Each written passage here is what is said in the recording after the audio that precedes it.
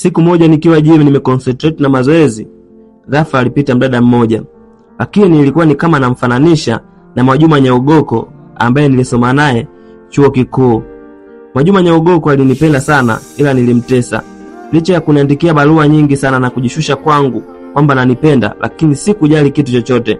Maana nilimkataa Mwajuma Nyaugoko ikiwa ni mchana kweupe, pia hadi usiku kweusi. Aliniandikia barua nyingi sana ila nilizichana mbele ya macho yake akiwa anaona.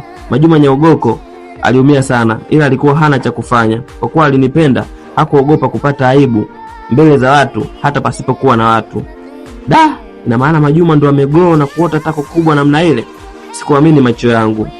Na mimi nikisinipite, Mwajuma alifika na kuweka vitu vyake ili aanze mazoezi. Nikasema ngoja nimfuate Mwajuma nikajaribu bahati yangu. Huenda Mwajuma bado ananipenda, lakini amenipita kwa sababu tu hakunijua. Baada ya dakika 2 tu tangu Mwajuma Nyaugoko aanze mazoezi yake, zilinitosha mimi kuinuka kwa spidi na kumfuata Mwajuma, nikiamini kabisa Mwajuma bado ananipenda. Lakini Mwajuma hakuonekana tena kama ananipenda, maana sura yake ilikosa nuru tangu alivyoniona. Akahisi kwamba nimechanganyikiwa.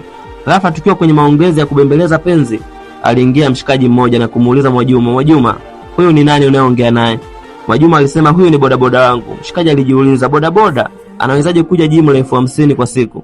Lakini hakujali, aliondoka naye wakiniacha mimi nikiwa nimeduaa. Sikuwa na cha kufanya kwa wakati huo.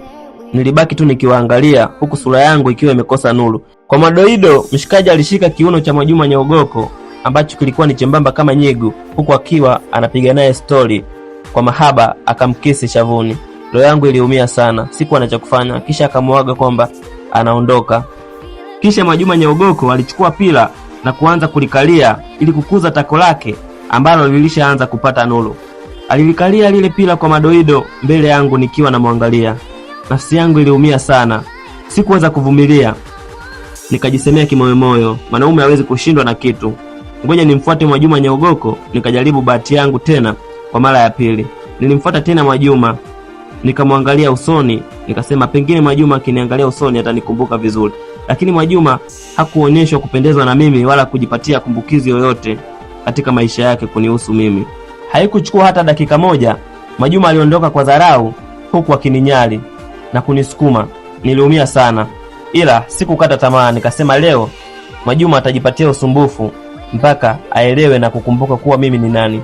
Licha ya Mwajuma kwenda kujipatia pumziko, na mimi sikuchoka. Nilimfuata, nilivua kofia yake kichwani nikijifanya kwamba nina mapenzi ya Kihindi ya Kisholkan. Lakini Mwajuma hakuelewa kabisa, alikasirika zaidi. Ikabidi nirudishe kofia yake nikiamini pengine nikimsikiliza atanielewa. Aliniangalia na kunisukuma, kisha akanitupia kile kitambaa ambacho alikuwa anajifutia majasho na kuondoka. Pia sikukata tamaa, nilimfuata na kumshika nywele zake misili ya Sholkani alivyokuwa anafanya kwenye nyimbo ya Kuchikuchi Hotae. Lakini Mwajuma hakuweza kuelewa kabisa, aliondoka kwa hasira. Licha ya juhudi zangu zote lakini zimegonga mwamba. Nikasema hapa sina jinsi. Labda Mwajuma ataendelea kuja hili gym. Ngoja kwanza nikapumzike huku niendelee kupoza mawazo yangu na akili yangu ambayo imechoka, maana sikuwa na hamu tena ya kufanya mazoezi. Nilienda kupumzika huku nikiwaza Mwajuma, imekuwaje Mwajuma amegrow kwa haraka sana? Hata miaka 3 haijaisha tangu tumalize chuo. Ghafla niliona simu na lile shati ambalo aliingia nalo Mwajuma. Mwajuma alikuwa amesahau simu yake. Nikasema hapa hii inaweza kuwa sababu ya kumpata Mwajuma. Sitaweza kukata tamaa. Naamini kabisa Mwajuma nitaweza kumpata na atakuwa ni wangu. Sitajali nina fedha wala sina fedha.